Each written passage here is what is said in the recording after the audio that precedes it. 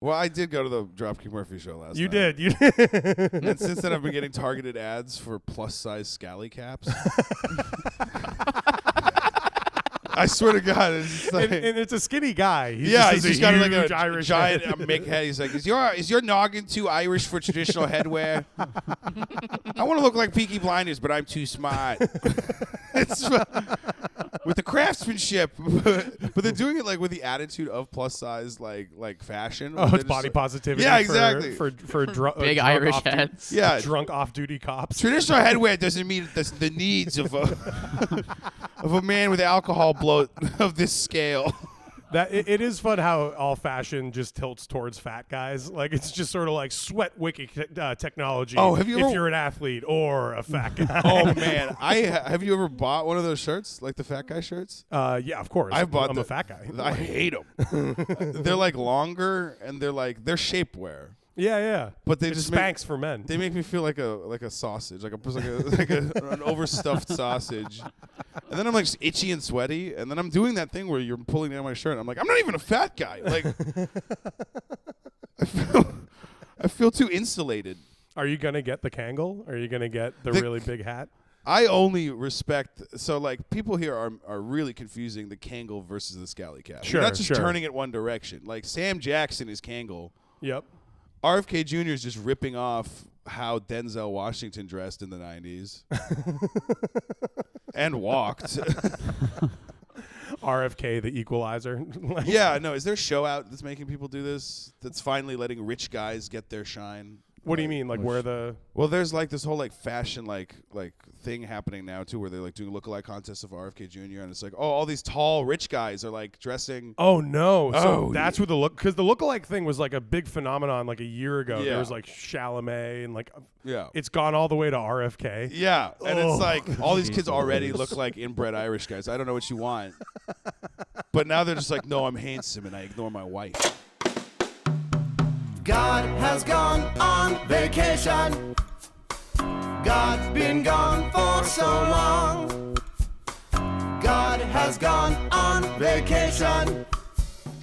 Will he be coming back? Will he be coming back? Well, welcome to the Big Hollywood Table Read, the only podcast where people cold read sketches they have never seen before. Unless there's another one, I ain't Googling that shit. As always, I am your host, Tom, and not with us today is Caitlin. She was actually sent overseas to a casino that John owns to Riyadh, go. yep. Yeah, she's in Riyadh right now, attending to John's affairs. But with us, as always, is the terrifying Hollywood magnate, the man who owns all the properties you probably shouldn't own these days, John, the Vig Farrell. How we doing, John?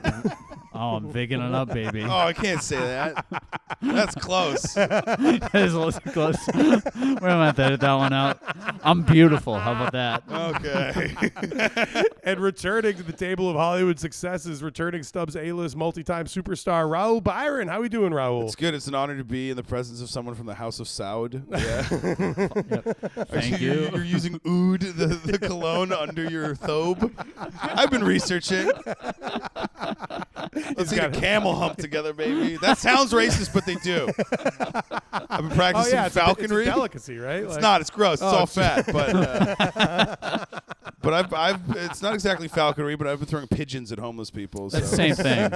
You got to start somewhere, you know. Working And my way returning up. to the table of Hollywood successes, two-time Stubbs A-list superstar Sky Knuckles. Welcome back, Sky. Hello. Hello. How are you doing? Are you just enjoying Raoul's global politics takes? I am. I learn new things every single day. It's mostly a physmology of like different white people. Like, Yeah. I'm like, the thing about the Balkanoid is that he has a flat back of the head. I remember when the invasion, when Russia invaded Ukraine, the day it happened, I saw you go up at the George, or that week it happened, I saw you go up at the George in Providence, and you just said your opinions about Russians, and they were so complicated and intricate that it was clearly not like a bit. No. It's well-researched hatred. And, yeah, no, I'm not going to be afraid of a country that smells like soup. Like, it's just... There's this guy I know who's He's either really into soccer or a Nazi. A little bit. Yeah, There's a little bit of that. Do you know those guys? Oh, yeah. You mean soccer fans? Who hangs out at the Silhouette Lounge? Who told me I have slop. Oh, Nick. Yeah, it's Nick. Okay, It's Nick. Yeah, it's Nick. Shout out Nick. All right. Shout out Nick, who first time he met me told me I had very Slavic hands. Ooh, he's trying to fuck you. And if he's a soccer fan, why does he give a shit about hands? You know? Oh what I mean? yeah, but true. I've been thinking about it. No, he 4 would years show me now. like WhatsApp footage of dead Azov battalion soldiers and be like, "These are my brothers in arms." Like, bro, I'm eating popcorn for free in this bar because I can't afford beer. Shut up. He's just hanging out in Allston. Oh yeah, he's a legend, He bro. gave me stickers Oh, don't put those up. and asked me to put them on in the women's restroom at the Silhouette. And Oh no! and would not tell me what they mean because they were all in Ukrainian. Yeah, they're threats. They're Asian. Oh, I did not do it. No.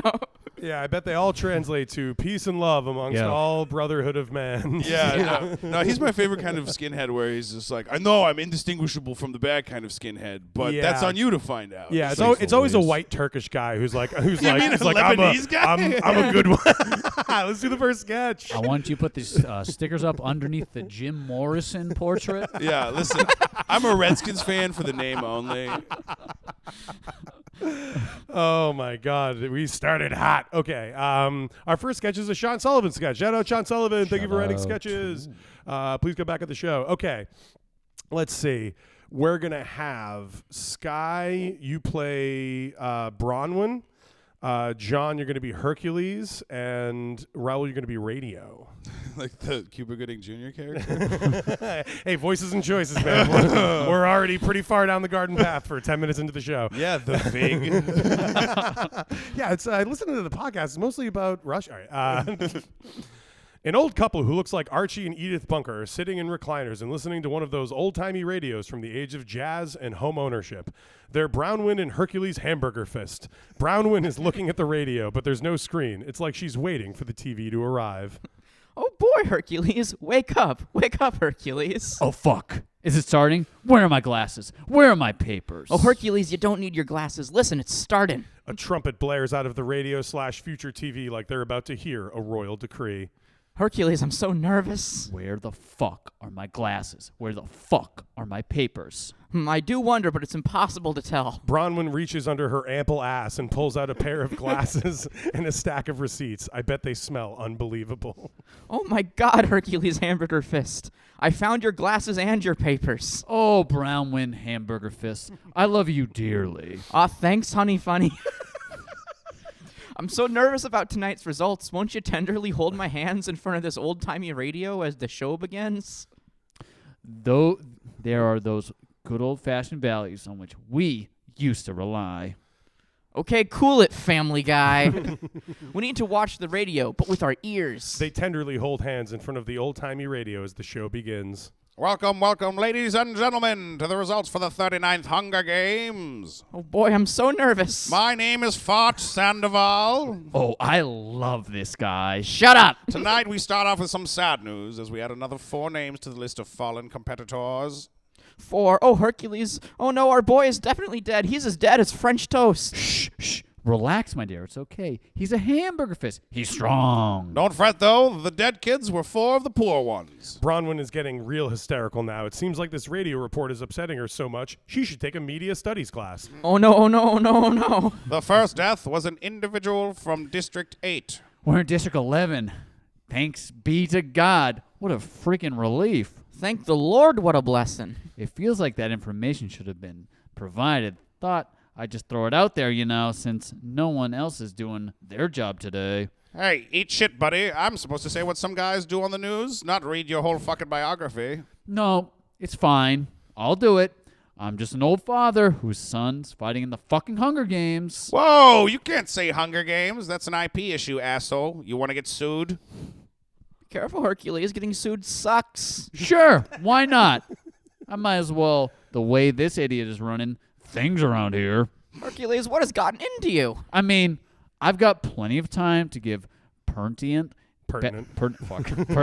background information so this guy can sell subscriptions to stamps.com. That's a great reminder to use offer code Big Hollywood Table Read at checkout to see an error message. Nothing fucking works anymore. Ugh, I hate error messages. They make me so upset. It's like I want to kill God. If God was a computer. Yeah, we hate this entire goddamn world in which we were born. And from District 8, Helena Ladybug Tits was regrettably mauled to death by a genetically enhanced badgerine. Whoa, that's fucking hardcore. What's a badgerine? That sounds like an awful way to die. It's like if a cat did steroids and then trained on a mountaintop by fighting coyotes. That all sounds extremely specific. That's because all of that stuff is real, and you could be attacked any minute. Stop threatening my wife with your scary, made-up animals. Sorry, sir, but this is just what an ad is, you fucking idiot. Whoa, Hercules is pretty scorched by this because he got owned so hard. He's so old, but it burns all the same, this feeling stupid online thing. From District 8, we bid farewell to Ricard, dumb fucking name, who met his fate when he melted in lava. Did he just say that guy melted in lava? Holy shit, where are my papers? Leave my ample ass out of this. Also from District 9, Jody Sweeten, decapitated by a robotic lumberjack. Whoa, another dead kid. Time for some classic Other Kids Are Dead drama from bereaved parents. How awful. This is simply dreadful. Holy shit, I hit, oh my god, I hit my parlay. This is the moment we've all been waiting for, but especially me. What the fuck did you just say? I put $1 parlay on a badgerine lava and robotic lumberjack. What the fuck? What the hell is a parlay? I did it just for the story, like, hey, want to see a slip from the time I made a silly bet? I never thought it would hit. I can't believe you are gambling during the most traumatic part of our lives. Listen, lady, I know our kid being out in Hunger Games or whatever is upsetting. Stop calling me lady, you fucking moron. I'm your wife, and our son might be dead. The radio is sick of being ignored like this and does a really aggressive throat clear. And finally, if you're not too busy fighting and only thinking about yourselves, from District 11. No. That's right, lady. Hercules Hamburger Fist Jr. shit himself to death due to causes unrelated to the game. Oh my god, no. Oh my god, I bet that Junior's gonna shit himself to death. I can't believe how rich we are. What the fuck are you talking about? You bet money that our son would shit himself to death? It was a hunch. Man, I love these new betting apps. They're so comprehensive. Our son is dead, our only boy, he's gone. But we can finally get that hot tub. Thanks to Kevin Hart. Okay, so it turns out they can't afford the hot tub. Those things are way too expensive. But Hercules brags to near strangers about winning, quote, a little walking around money from his son's death. Brownwin's therapist calls it antisocial behavior, but that's just the way things go in District 11. Fiend scene. I'm assuming that's what happens in the Hunger Games. I think It's a lot of betting on prop bets. A friend of mine does get to a point where he can't enjoy sports anymore, where he has to do what's called an emotional hedge, where if he likes a team, he bets against them so that he still gets money even if they lose. Wow, that's a new level of sickness. Yeah, no. I saw him freaking out, stressing, and I was like, "What's going on, man? There's no sports on." He's like, "No, I'm watching Kazakh ping pong."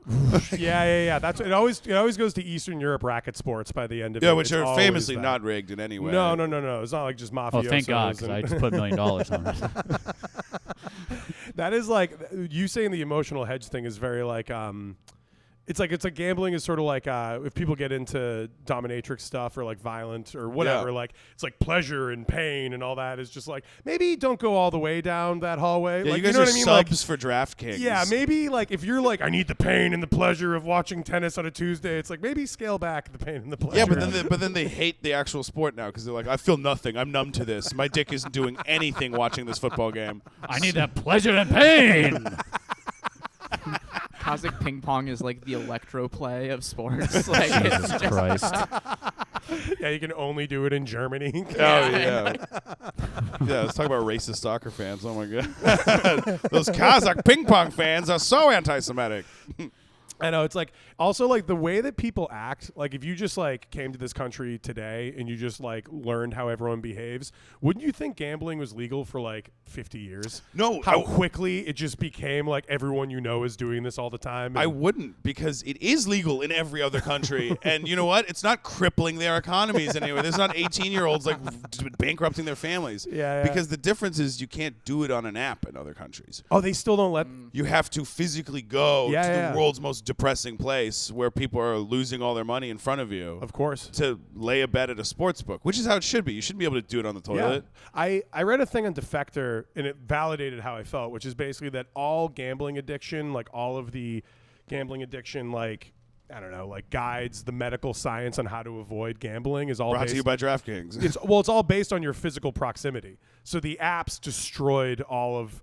So like 10 years ago, if you were like a psychologist who specialized in gambling addiction, it was all about driving home a different way, avoiding being near the casino, physically not putting yourself in a position. And so all these like professionals are like, it's on your phone.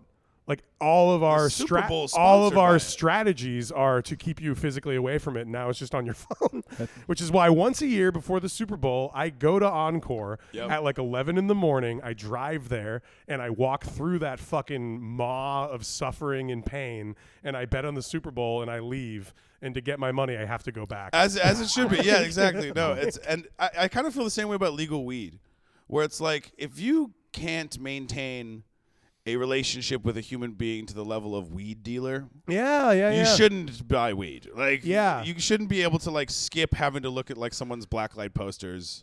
It's like Uber Eats and stuff. It's just like, if this is going to turn your brain into like a precious little can't talk to anyone. Yeah, leave it at the door. Leave it at the door. Don't look at me. Don't knock. Yeah. How quickly it just turns you Uber into... Eatsification of life is one of the worst things to ever happen. Just make an immigrant bring me a slop bowl because it's raining. Yeah, but like DraftKings is just the Uber Eats of gambling. Yeah. It's depersonalized. Like I can't wait for prostitution to become that way. It'll happen. I mean, this is gonna be an app called like Cummer or Cummer. something. Yeah. Like, it's like Pussy. It's essentially OnlyFans. It's just like OnlyFans is like just never log off and just keep jacking it. Yeah, but I think they have the parasocial thing too, where it's just like because like you can find naked ladies on the internet for free, but they won't tell you that. Hold on. they're not gonna be the ones who are just like, I'm your friend and I like you. And now it's ChatGPT. I'm sure. Just like I'm a sexy robot. Everything ChatGPT is just underpaid Filipino workers. We found that out with Whole Foods. Like they were like, oh, the cameras are watching. You can just walk out and it'll charge you. It's like, no, someone's watching. Yeah. Waymo's people driving. Yep. I went to a cafe in New York where the like instead of a person taking your order, it was a Zoom call to the Philippines. Jeez. And then they then they just have one person in the ghost kitchen who like churns out whatever your thing is, and it was like, oh, ChatGPT, that's not the problem. It's another way of doing like labor like violations. Love to be in a totally depersonalized society. I mean, there's a person. They're just up at 2 a.m. their time having to fucking take. But it's been mediated. But it's been mediated. But it's been mediated by this platform, so it's like totally alienating and. So I can go home to my work from home job where I just answer emails, but have ChatGPT do it. Eat or slop bowls. If it's complicated, have Filipinos on Fiverr do my job for me. Let's read the next sketch. All right. The real economy.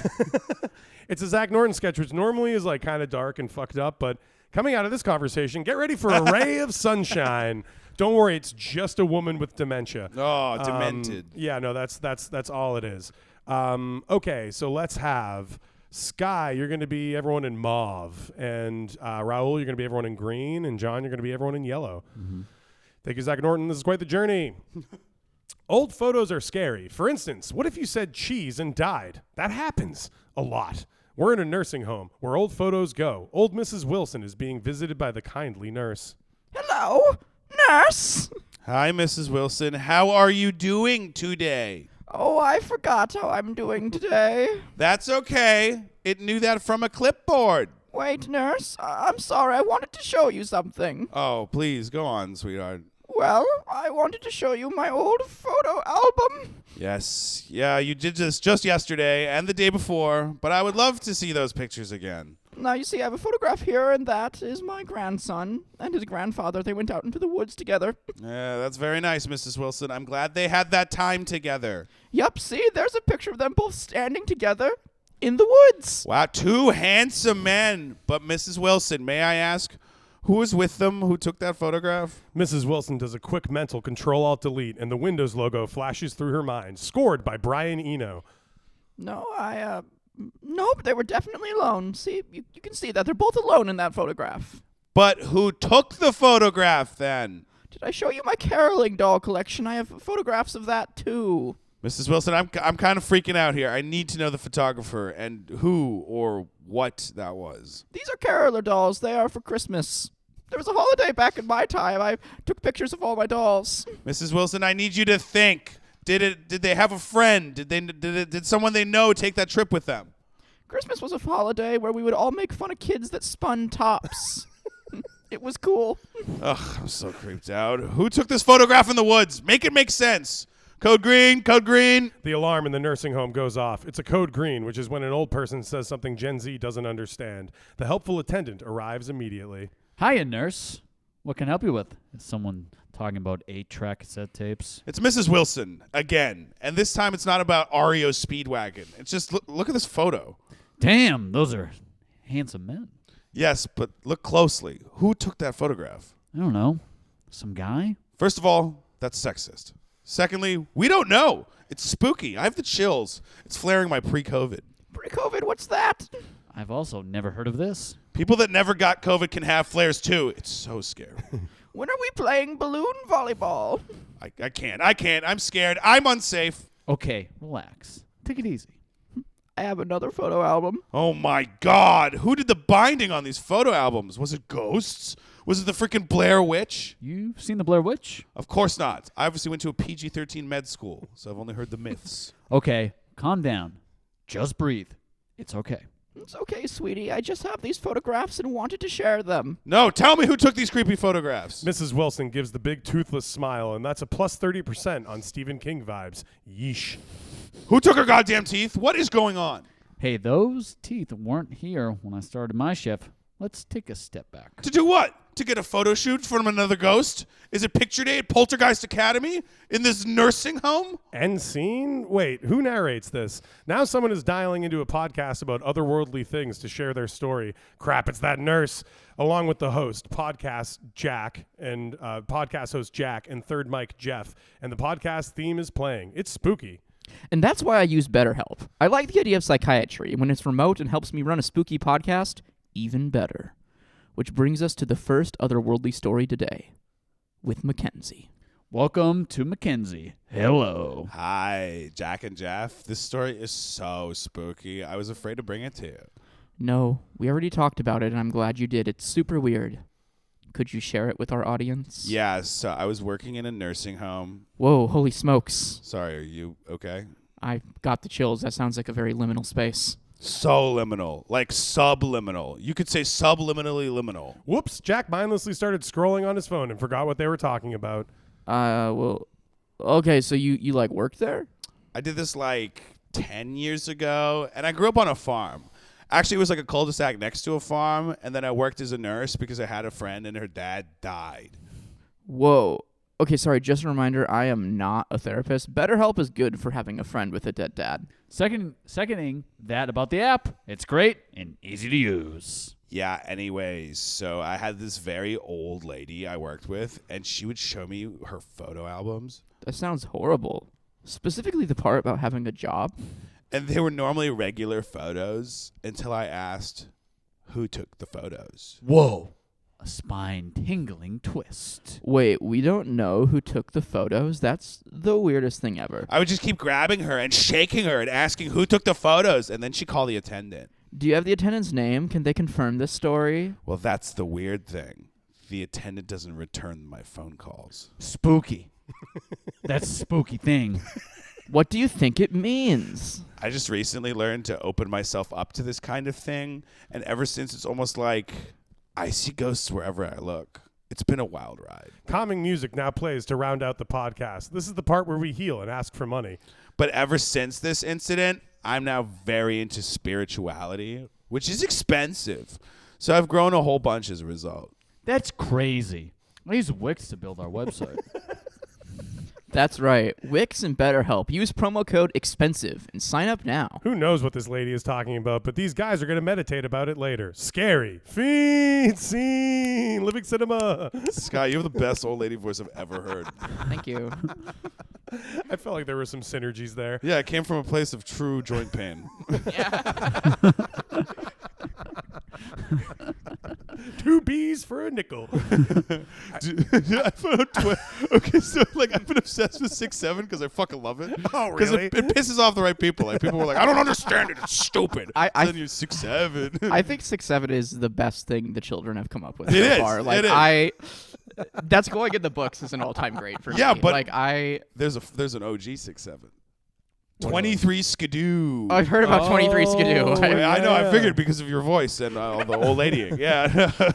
Which What equal. is the origin of that? It was just like something somebody said once, and then it caught wildfire in the 20s, and people were like, 23 Skidoo! And would just Yeah. write it on stuff, and then old people then were just like, it doesn't mean anything. And that like somehow makes them mad because when I found out what 6'7" was, maybe I'm just being another version of an old guy, but like my brother who's Gen Z told me, and I didn't mean to be, I wasn't trying to be performatively unimpressed. I was just like, oh, it's a nonsense phrase. Yeah. And I'm pro nonsense phrase, but that's it. There's like, it's 2 words, nonsense phrase. Like any other thought about it is useless, right? Is that correct? That's what Yeah. gets people so angry. Yeah, it's insane. Have you seen the kids though? Like the videos of like it's like some like Indian kid and some like European kid, and they'll do 6'7" to each other. It's a cultural bond. It's like this is what could fight fascism in my mind is all of these kids knowing 6'7". Like it's you can't hate someone who Well, I like that it pissed off Sydney Sweeney because she is a boomer, like politically. Culturally, and yeah. Because she's just like,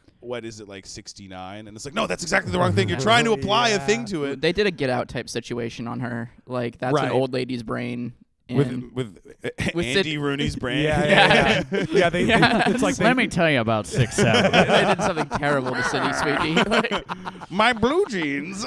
well, it's also I just don't like it. How do you not remember being a kid? Like when I was in, I think middle school, but that really like 6th grade, like we're monsters type era. Oh, yeah. Like when you're just like everyone is insane, but like not socialized. It was my friend Pete, I think, who did the music for this show. He spread this idea of nano babysitting, and it was the same thing. It meant nothing. It was just the word nano and babysitting. We're 12. It's funny. And then it turned into the administration being like, what are you all talking about? Emergency meeting about Yeah. is this a sexual thing? Yeah, are you guys Satanists? And it was just one of those, like, we're at an assembly, and he truly was like, what are you all talking about? It was dead quiet. And then one kid just innocently goes, we're talking about nano babysitting. nano babysitting is really funny. Yeah, it's great.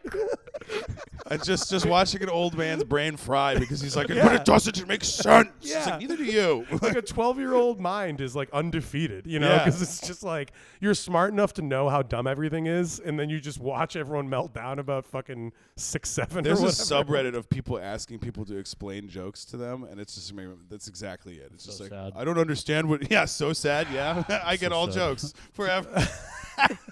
Can you imagine being one of those people that doesn't understand the joke? Yeah, can you understand why someone would be interested in what limos are? You know? Is it the Peter, please explain Yeah. or whatever? Yeah. Yeah, I see that. And it's like, hey, you took the time to like screenshot something and upload it. And it's Yeah. like, what do you get out of it when you do get it? And you're like, I'm part of it. I'm part of the joke. 6'7". Yeah. 6'7". No, I know, because someone told, like, it's like, it's why people like ChatGPT instead of search, because they don't want to have to decide if something, they don't have to think about what they're reading. They just want to know someone told them with supreme Great authority. question. Yeah. Oh, wow. You're so smart for thinking that. That is insightful. You're right. M dash. Does it drive you crazy just reading all the ChatGPT everywhere around you? It's brutal. It's like, I mean, like because it's bad. I It's not used to good. love- It's not good copy. I used to love LinkedIn. I have a fake I have a fake guy on LinkedIn I've had for 11 years. Would shout him out because Todd Spalding. Look up Todd Spalding. Unbelievable. SPAULDING. And for years and years, my favorite version of bad internet was going on LinkedIn and watching dumb people try to sound smart. And fucking ChatGPT took that away from me. Now they all just sound like ChatGPT. And it's like, it was really interesting before to like watch what people thought a smart guy sounded Watch like. them have to edit themselves and stuff. Yeah. And you now know? it's like even smart guys don't sound like that. They sound like ChatGPT. Yeah. M dash. Everything's been flattened out. And then the people who are like, don't worry, I didn't write this with ChatGPT. I'm like, I can tell, buddy, it sucks. on the 57 the other day, I heard a group of like college freshmen making fun of one of their classmates who read the book. Oh. And it was one of Fucking nerd. It was so yeah. It's the Yeah. Bible. Yeah, but it used to be like, nah, I'm taking a bad grade to be cooler than you. Right. That's the Yeah. sacrifice. Is that my future will be worse, but I get to call you a nerd for being a tryhard. Right. No, they're still getting straight A's. They're just like paying someone else to do it Yeah. or getting ChatGPT. Yeah, it was a bummer. Without integrity, that's so yeah, just fail. Just Yeah. flunk Yeah. out like a cool No, now kid. we have nerd Yeah. cool guys, and that's the worst possible outcome. Oh man. Is tryhard It's assholes. How we Yeah. got there. And there's like RFK Jr. Yeah.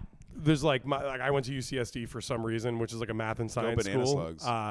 No, that's Irvine, I think. Damn. I forget. Irvine. But they but it's a math and science school, and they had like a 50% failure rate on their intro math classes like this year because they're like, oh fuck, none of them learned anything. Like, or half of them, like half of honors kids are just like totally fraudulent. Like LSU's retroactively asking kids to like do the SATs because they didn't need them before for some reason. And it's like, yo, LSU is already not the pinnacle of academia here. And now they're going back. They're like, who here can read? And they're like, ma'am, you used to have to wrestle a gator. Let's do another sketch. they spelled go wrong.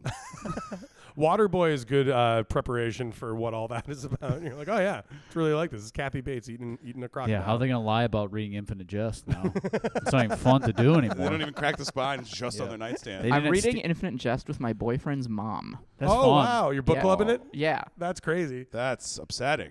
That's Leah's pretty cool. Shout out, Leah. Hell yeah, Leah. Yeah. Leah's cool. You're not Postmodern cool for doing queen. that. How does your boyfriend feel about this? You're, Date a guy whose mom has a Lou Reed tattoo. That's fuck yeah. yeah. That's pretty cool. I think you want to date your boyfriend's mom. I don't. It sounds cooler than your boyfriend. You've met Rafi. Shout out, Rafi. You know his mom has a Lou Reed tattoo looking at him. Oh yeah, I want to date Rafi's mom. That's We're what I'm gonna read the saying. sketch, and Raoul is gonna ask out the woman of his dreams. Tile guy, this is a fun one. Okay, Sky, you're gonna be Tile guy. Raoul, you're gonna be Dave, and John, you're gonna be Inspector. This is one name. Date. Normally he's Guy. Okay. The suburbs are a place for one of two things, being mad in your car or being mad at home repair. And we're not on the road, baby. There's a middle-aged tile guy in a large marble bathroom. He's talking on the phone as the property manager, Dave, walks in. Yeah, I'm in his bathroom right now. It's fucking sick. No, I haven't met him. Hang on, I gotta go. Bye. Hi, how's everything looking? Yeah, we're gonna have to order it and get a special cut. Sounds fine to me. Great. Can I smoke in here? No. It's a private residence. What are you talking about? You're the property manager, right? I mean, my dad owns the place. Holy shit, so you're the landlord's son? Technically, I guess. That's a huge title. It's an honor to meet you. We met last week. Going for a ham-fisted handshake, the guy steamrolls into some other boomer bullshit.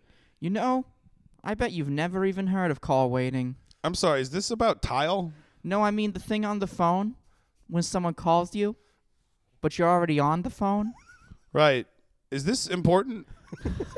I'm just saying, we used to call that call waiting, and you had to pay extra for it, you know, on your phone bill, Hang on. I have to go outside. Can you come out with me? because you need my expertise. No, because I don't trust you in the house. Classic behavior of a landlord's son. I bet you've never heard of map books. With that, in walks Steven Tyler, lead singer of Aerosmith and modern-day pile of neon scarves. If it was a Fraggle Rock guy, the studio audience goes crazy. Dad, I said I'd meet you outside.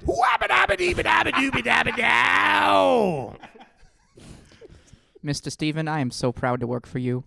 Your insane scatting inspired me to do so many friggin' countertops. Okay, my dad really needs to go somewhere, so let's all head outside. Hang on, I gotta talk to your dad. You really don't. Sir, living on the edge got me through a divorce from a woman I never technically married. I agree. The Federal Reserve is unconstitutional. Okay, that's enough of that. We got to get out of here before... The doorbell rings and Dave Tyler freaks out. Holy shit, it's the building inspector. Be cool. Whoa, you think I'm not being cool right now? That's a little rude, dude. We got to meet this guy at the door. Also, nobody talk about the kitchen renovation. Oh, doing it illegally, huh? I totally get that. I also love property mischief. Shut up. We're not doing property mischief. Don't talk. Just follow me. Excellent point, Dad. They shuffle to the front door where the building inspector is waiting. He's like a cop if his badge was expensive eyeglasses, and this guy sounds like Elvis. Hey, Paul, what brings you by today? I'm in charge of everything, mama. That's what they say. Oh, I scrolled up. I have to take two because I scrolled up. Using there. the iPad like Elvis. Elvis has left the building. I'm in charge of everything, mama. That's what they say, and that's what I say. Are you going to do an inspection? Whoa, Nelly. Let me check my astrologer / blackjack dealer. Telly. Why do you need an astrologer? It's 70 things, Papa. I bet you never heard of AOL CDs. You remember all those? Not really trying to remember those right now. They used to have them everywhere, way before Best Buy. You guys remember Circuit City? Listen, Mama.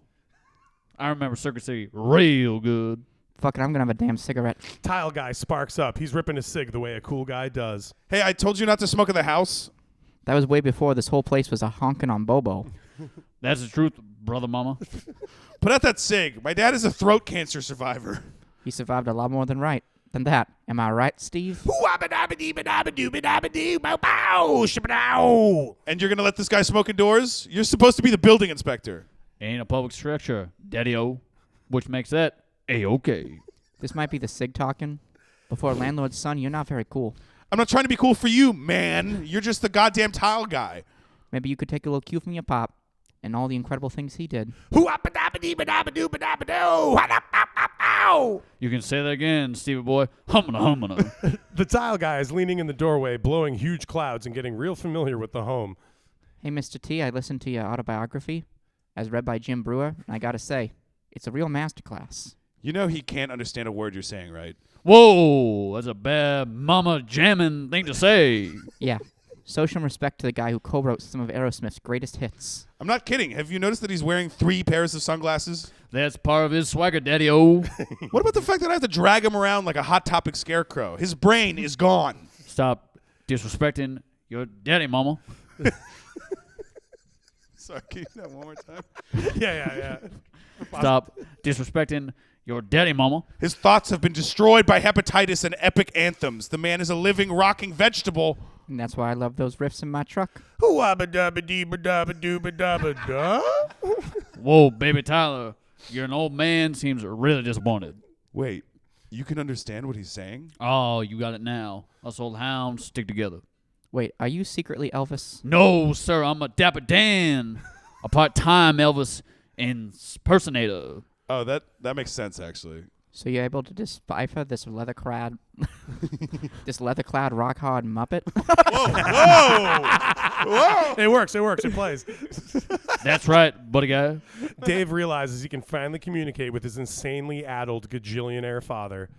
Dad, it's been so long since we talked.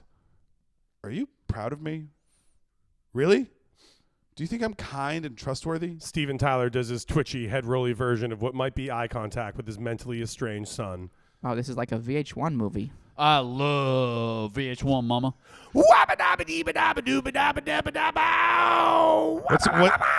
What's he saying? Come on, tell it to me straight. Fella says he wants a pussy. Fuck yeah, I could have told you that. He's so cool. Fiend scene, living cinema. Oh, I love being a straight guy, dude. I saw Steven Tyler at a quaint pharmacy in Sunapee, New Hampshire, which I think is his hometown. Yeah, he's from New Hampshire. Yeah. And I was like, "Who's that old lady?" Like, he really, Yeah. he looks like my aunt. He's really just like, you see him in real life and you're like, Tom Cruise is way smaller than you think. Steven Tyler is exactly who you think he is. Yeah, it's an enormous head. Yeah. And he is just kind of always moving around doing all that weird shit. Like He was buying so many pairs of reading glasses. Ooh, some cheaters. Oh yeah. So he they all live in like Marshfield and like right the towns all around me, and like my dad and put in fence on their like worked with all these guys who were like, I worked at Steven Tyler's house, it was fucking sick, which is like such a fun relationship to have with like the guy you listen to on the radio. But their recording studio is just behind the Stop and Shop in Norwell. Like, when the band is like, yeah, we became gods and we could do anything we wanted, so we live on the South Shore of Boston, Massachusetts. And Stop and Shop. And that's where we're making all these like insane Diane Warren hits or whatever. We were on the mountaintop. I respect the hell out of that, though. Yeah. They kept it not too big for their roots of doing drugs behind a supermarket. Yeah. It's like that. That's how you could tell someone grew up like working class, is like when they have all the money in the world, they're like a big house in Marshfield. Like that's. What about 2 of them? I fantasize about winning the lottery and doing the exact same shit I'm doing right now, Yeah. but just less stressed about it. Totally. Yeah, just so Kinda you nice. have less gray hair. Like, it's perfect. Yeah, like- No, I love the guys who win the lottery and then immediately lose it, like the garbage guy, like the British chav who like got gold teeth and stuff, and everyone's like, "Oh, he lost it all right away." It's like, yeah, that is exactly what was planned when winning the lottery. If he wanted to imagine what it would be like, it'd be a bang in 6 months. Like, you think this guy gives a shit about the next 20 years? Like, he didn't even like secure generational wealth. No, but he has a golden hot tub. But that's all he wanted.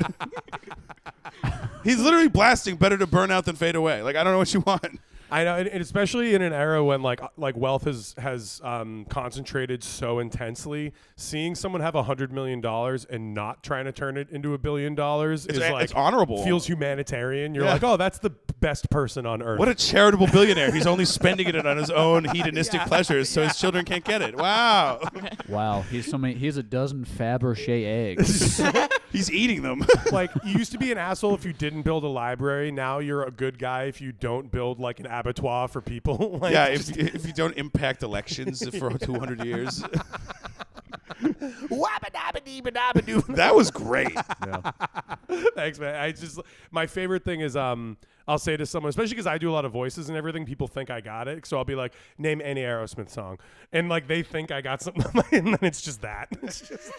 Wow, this guy's listened to Toys in the Attic so many times. Is that a deep cut? That's a B-side? Oh, no, That's an album. That's a good record. Oh, Yeah. fuck. You got to get your wings, buddy. Dude, I lived in Allston, and I think next to that old house. Yeah, with the plaque. Yeah. And There's a plaque for Aerosmith. Yeah, Oh, yeah. for the Yeah. Berkeley kids that pay more money to live in there now. For the bad boys of Boston. The only people who still love 80s rock are like the one guy in a Berkeley band who looks like Slash. You know what I mean? Like, Oh, yeah. he's like Bulgarian or something. He's like, the theory is actually really intricate. He's in like, Joe yeah, Perry's it's guitar. rock and roll. He's talking about music. Blue jeans. Did they go to Berkeley? No, but like the Berkeley kids are the only kids who like have like hokey rockers with too many bandanas still. Well, yeah. Yeah. But they like when they were world famous, they still lived in Boston. They were like which truly famously one of those like bands that everyone else just moves to LA or whatever, and they were just like, no, we're on Newberry Street, Salt of the earth. doing heroin. Yeah. The other Skid Row. Yeah, in a town where everything closes at 10 p.m., they're just like, yeah, we're gonna just be Aerosmith here. Yeah, our groupies are all sevens. It's great.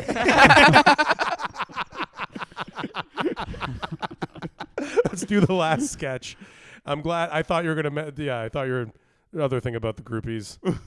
Yeah. 13. Oh shit! Yeah, that's true. That's true. That's true. I was yes, like, maybe it's. oh worse yeah. if Before we're like, wow, salt of the earth, good guy. Maybe Steven it's worse if Tyler. I don't mention that part of it where you go. Listen, if you made a vinyl between 1972 and 1988 that made it all the way like across the world, I'm gonna assume. Yeah, you got to assume. I think what makes it darker is that all of them have a tell-all 1997 autobiography that they wrote when they were like, these were wild. Where they're kind of times. bragging about their crimes. And then 20 years later, everyone's like, maybe you shouldn't be telling everyone about this. He's like, well, he's doing the audiobook right now. Oh my God, no, it's terrible. Okay, this Those last things have great titles, so it's all Highway to Hell or just the name of You're the at song Anthony or- Kiedis's. Oh, scar tissue's a problem. You would have a real bad time. And what's funny is he also goes wabba dabba dooba dabba. He does. but West Coast. Have you done Elvis before on the show? I have done Elvis. Okay, because I was like, how did I never put two and two together? My mother played a lot of Elvis around the house. So You could do a What perfect the hell, Elvis. man? You could do a perfect Elvis because it's just you leaning slightly on a wall. What do you mean there, Mama? Yeah. The good thing about doing so many sketches is when you go, what if the building inspector was Elvis? You don't have to think that hard. No. You're like, whatever, let's make him Elvis. This one is written by Rob Crean and Connor Mack, who I think is his nephew. Thank you guys so much for writing this amazing sketch. Shaw's Steak Redemption. We are going to have Sky play Hickok. Raoul, you're Perry, and John, you're everyone in yellow. Ooh. We're in an old prison cell. Hickok is a large galoot with an unidentifiable southern drawl. It's an impression by a comedian from the Dakotas, not New England. Across the cell, Perry, the lifelong unrepentant con, sits on his bunk looking off into middle distance. Perry, I've been meaning to tell you something. I'm sure as grateful you ended up being my cellmate. You've been a true friend. And though you seemed mean at first, you ended up being a real nice guy. And on top of that, Oh, whoa, here come the waterworks. Hickok is getting pretty friggin' emotional. you taught me how to read. Wait, Perry, Hang on, are you on the phone? Perry turns his head to reveal he has been on a small flip phone the whole time. He puts the phone to his chest and tries to brush Perry off apologetically. Sorry, hang on. Can you hold for a minute? Yeah, look, I was on the call already when you started talking. As your jailhouse roommate, I'm sorry. Why didn't you stop me? I was pouring my heart out. At first, I didn't realize you were talking to me, and by the time I did, it was too late to interrupt. I feel like an idiot. You made me a fool. Hey, I taught you to read, so basically the opposite of that, actually. Who are you even talking to on that phone? You know we ain't even allowed to have phones in here, right? Oh, believe me, it's the least of my transgressions. What the damn heck are you talking about? Perry realizes he said too much and tries to play it cool. Oh, nothing. Forget about it. Whatever. Who are you talking to? What are you gonna do? Don't worry about it. Be chill.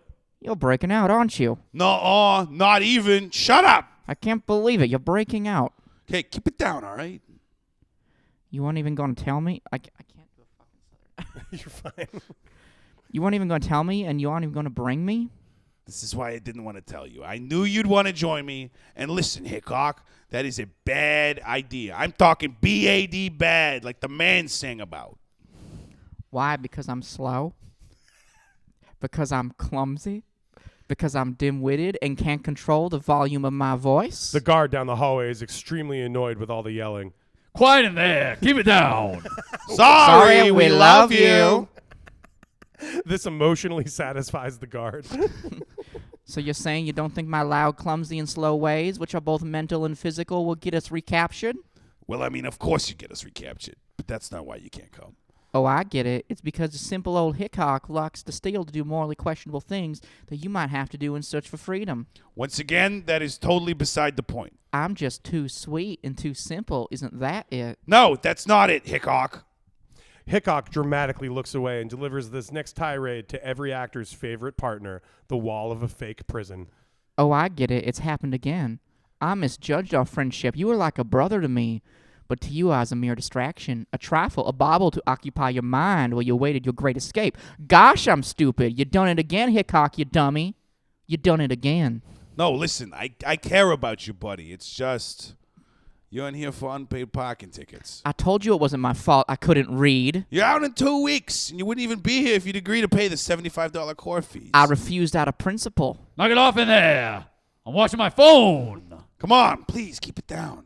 I need to keep a low profile. Because you're breaking out without me? How are you even going to do that? Come on, dude. Hickok is getting choked up. This is his big acting swing. This line is going on the reel. He could be shortlisted for a friggin' Golden Globe for this before being removed from the shortlist. No.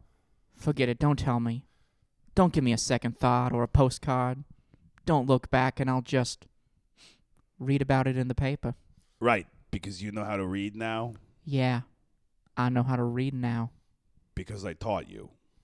And I thought I could return the favor by teaching you to love. But it looks like I goofed up again. Damn hayseed like me can't teach nobody nothing. Sorry, I mean nobody anything. The wall of their cell suddenly explodes. Alarms sound and searchlights flash all around through the exploded hole to freedom. Everyone stop making all that goddamn noise. Speaking of my phone isn't very good. Hick, I gotta go. Then go. Go on. Get. Don't leave me like this. Give me a smile, buddy.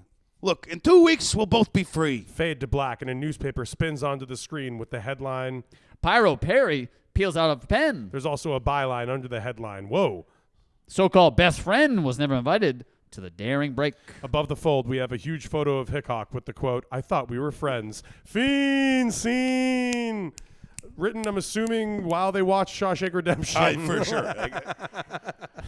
I love though when you make a choice and then like you're like, oh, this was me yelling so far. You got to commit to voices and then abandon choices. That is the Hollywood table read way. Divorce, as we found out. John just toggles between Elvis, Pacino, and John. That's like those are the three And settings. that's only just volume. Yeah, That's yeah. just when you go to Yale, they teach you about volume. Of course, I went there. Yeah, you did. and I had a great big ass. I got a huge ass in New Haven.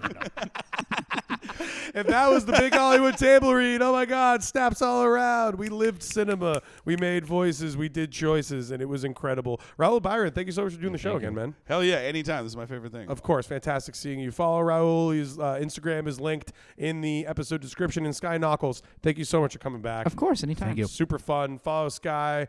Go to the shows, like the reels, do whatever you got to do. But yeah, John, I think we did a good job. We did a good job. We did a great job. You're going to Turkey next week? I go to Turkey almost every day, baby.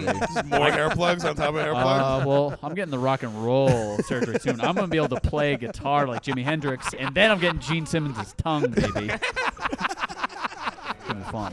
This is Big Hollywood Table Read. Give us 5 stars, like and subscribe. Do it. Coming Bye. back. Coming back. He won't be coming back. He won't be coming back. He drove too drunk and now he's sunk. He got a DUI. He killed a cop. He didn't stop. And now he's gonna fry. Knife fragments embedded in the back of his skull. Additionally, the big man was shot, hanged, electrocuted, pressed, flayed, burned for 10 days. Natural causes. Bash. Why he be